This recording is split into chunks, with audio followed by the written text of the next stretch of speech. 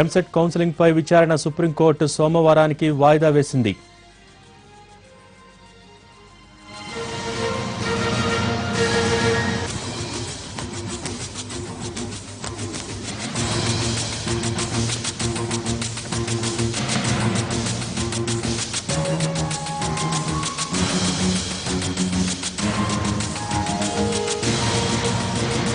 దీనికి సంబంధించి మరిన్ని డీటెయిల్స్ మా ప్రతినిధి ప్రసాద్ అందిస్తారు. ప్రసాద్, సెకండ్ ఫేజ్ పై సుప్రీంకోర్టు సోమవారానికి విచారణను వాయిదా వేసినట్టుగా తెలుస్తోంది. దీనికి సంబంధించి పూర్తి సమాచారం ఏంటి?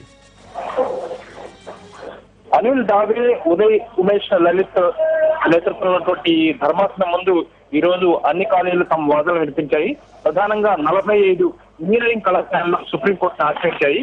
ప్రధానంగా వాళ్ళ వాదనలు మొదటగా ప్రభుత్వం 174 కళాశాలలో చిన్న చిన్న వసతులు లేవన్న కారణం చేత నెపంతో వాళ్ళందరినీ కూడా కౌన్సిలింగ్ చేసుకునేందుకు అనర్హులుగా ప్రకటించడం తద్వారా తమ కళాశాలలన్నీ కూడా నష్టపోయాయని చెప్పి ఈ రోజు తమ వాదన వినిపించాయి.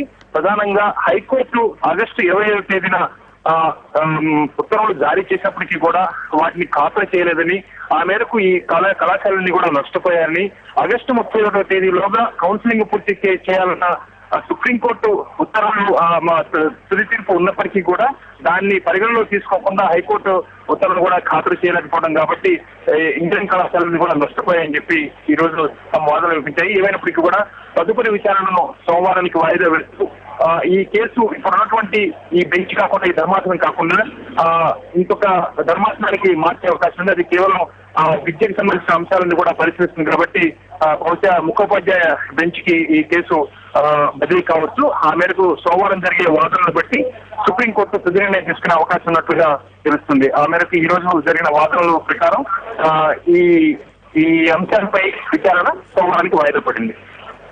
Thank you Prasad.